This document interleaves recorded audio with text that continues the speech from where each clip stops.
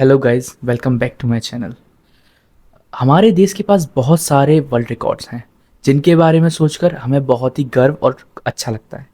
But हमारे देश के नाम एक ऐसा वर्ल्ड रिकॉर्ड भी है जिसको सुनकर हमारी रूह कांप जाएगी। Youngest serial killer.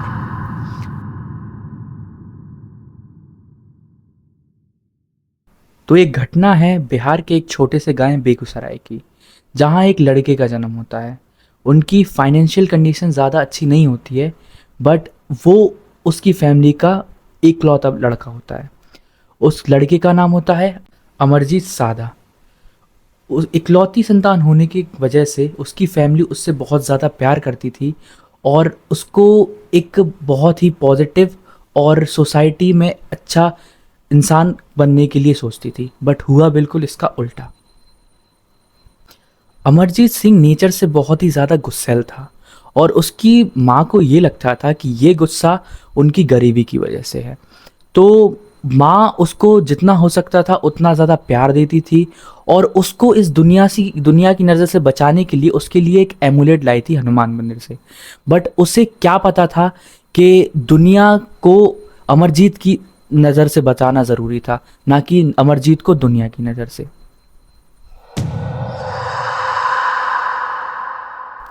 अमरजीत सिर्फ 7 इयर्स का था जब उसकी आंट मीना उसके घर आई। वो उसकी बहन से एक फेवर चाहती थी कि वो एक मंथ के लिए विलेज से बाहर जा रही थी, तो उनकी 6 मंथ्स की बच्चे को वो अपने पास रख लें। बट फाइनेंशियल कंडीशन अच्छी ना होने की वजह से उसकी माँ ने उन्हें मना कर दिया। लेकिन वो अपने बच्चे को सेफ रखना चाहती थी, इसलिए उन्हें एक ऑफ़र दिया कि मैं आपको अपनी सैलरी का कुछ पार्ट दूंगी फीड करने के लिए या सारी चीज़ों के लिए जो भी मंथ में आपको ज़रूरत पड़ेगी। ये बात सुनकर अमरजीत की माँ मान जाती हैं और उसको एक मंथ की कस्टडी में रख लेती हैं।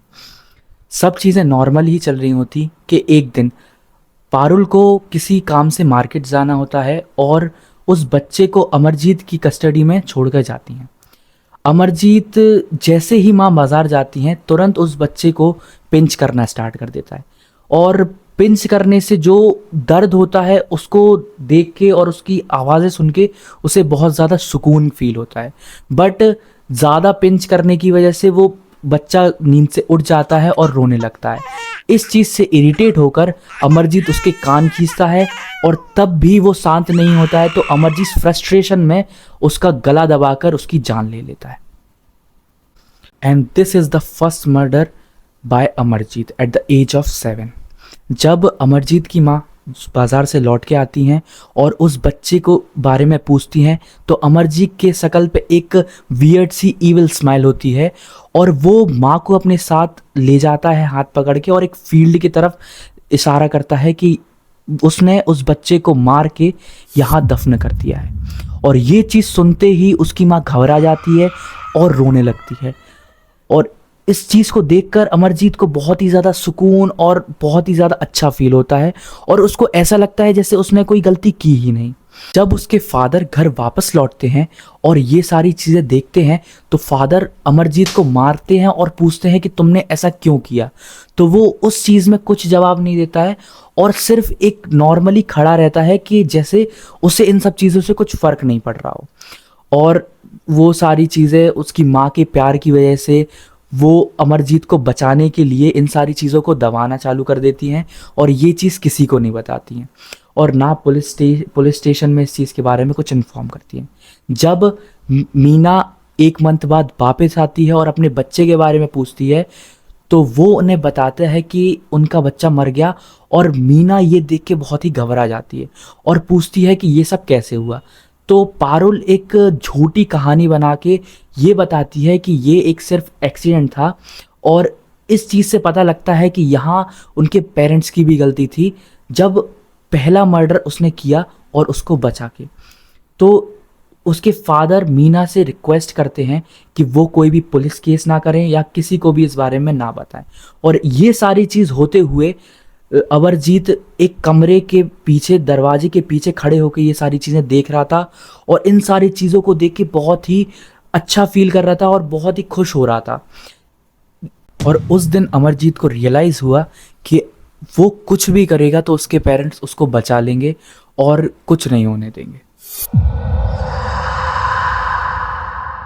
1 साल बाद पारुल ने एक लड़की को जन्म दिया और ये चीज़ देखकर छोटी बच्ची घर में आने के बाद पेरेंट्स बहुत ही ज़्यादा खुश थे। बट अमरजीत बहुत ही ज़्यादा स्ट्रगल कर रहा था उस छोटी बच्ची से अपना रिलेशन ढूंढने में, अपना कनेक्शन ढूंढने में। अमरजीत को समझ नहीं आ रहा था कि सब लोग खुश क्यों हो रहे हैं और ये जो छोटी बच्ची है ये कौन है और क्यों है हमारे घर में। सारी फैमिली बहुत ही खुश थी और दूसरी तरफ अमरजीत सिर्फ एक कोने में बैठ के उस बच्ची को घंटों घंटों तक घूरता रहता था। एक दिन पारुल काम से थक कर दोपहर में एक छोटी सी नींद लेने के लिए लेटती है और वो बच्ची की कस्टडी, बच्ची का ध्यान रखने के लिए अमरजीत से बोलती है। और जब वो सोती है तो उसको रियलाइज़ होता है कि ये उसकी लाइफ की सबसे बड़ी गलती थी, बट अब तक देर हो चुकी थी। जब वो उठती है तो वो अमरजीत को देखती है और अमरजीत के चेहरे पे वो ईविल स्माइल देख के घबरा जाती है। और जैसे ही वो अपने बच्ची की तरफ जाती है तो वो अपनी बच्ची को बिना जान के एक लाश की तरह पड़ा देखती है और घबरा के चीखना शुरू कर देती है। और जब वो चीख चीख के रोने लगती है, जब उसके पेरेंट्स उसकी पिटाई करते हैं और उससे मार के पूछते हैं कि तुमने ऐसा क्यों किया और तुम्हें ऐसा करके क्या मिला, तो उसने सिर्फ छोटा सा जवाब दिया, ऐसे ही। इस चीज़ से आप समझ सकते हो कि उस छोटे से बच्चे की मेंटेलिटी क्या थी। उसको इन सब चीज़ों से कोई फ़र्क नहीं पड़ रहा था कि किसी छोटे बच्चे की जान लेना या किसी को जिंदा, किसी अपनी फैमिली मेम्बर को मार देना का दर्द क्या होता है। और इस क्राइम के बाद भी उसके पेरेंट्स ने उसे बचाया और पुलिस को इस बारे में कुछ भी इन्फॉर्म नहीं किया। इस चीज़ से अमरजीत के हौसला बहुत ज़्यादा बढ़ गया था और उसको ये क्राइम करने के बाद कुछ महसूस ही नहीं हो रहा था। उसको बस एक ही चीज़ दिखती थी, उसका सुकून और उसको उस पेन से मिलता हुआ आराम या उस पेन से मिलती हुई शांति।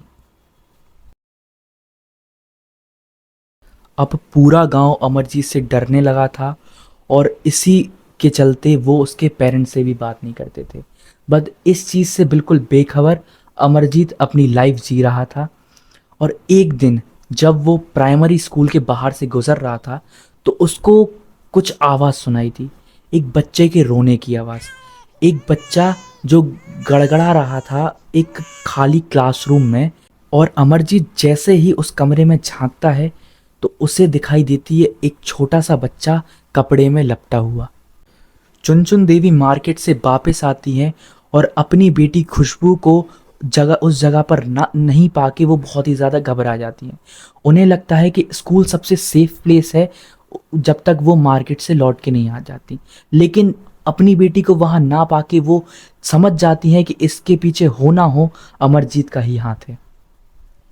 और जब वो उसके पास जाके रोती गिड़गिड़ाती हैं और पूछती हैं कि उसकी बेटी कहाँ है, तो अमरजीत फिर बिना किसी डर के या बिना किसी दया के बताता है कि उसने उसको मार दिया। पर इस बार गांव वाले उसको पुलिस के हवाले कर देते हैं। और जब पुलिस रिपोर्ट होती है तो पता चलता है कि अमरजीत को एक साइकोलॉजिकल बीमारी थी। साइकेट्रिस्ट ने बताया कि अमरजीत को कोई भी पेन महसूस नहीं होता था, ना खुशी ना दर्द ना कुछ, और बस वो उस पेन में खुशी महसूस करता था। और साइकेट्रिस्ट ने ये भी बताया कि जिन भी बच्चों को उसने मारा था वो उससे बहुत ही ज़्यादा छोटे थे, 8 महीने 6 महीने के हिसाब से, क्योंकि वो बच्चे अपने सेल्फ डिफेंस में अपनी खुद की रक्षा नहीं कर सकते थे। इस वजह से वो सबसे इजी शिकार थे उसके लिए। अमरजीत को मर्डर के चार्जेस में चिल्ड्रन होम भेजा गया और जब तक वो 18 का नहीं हो गया वो वहीं पे रहा।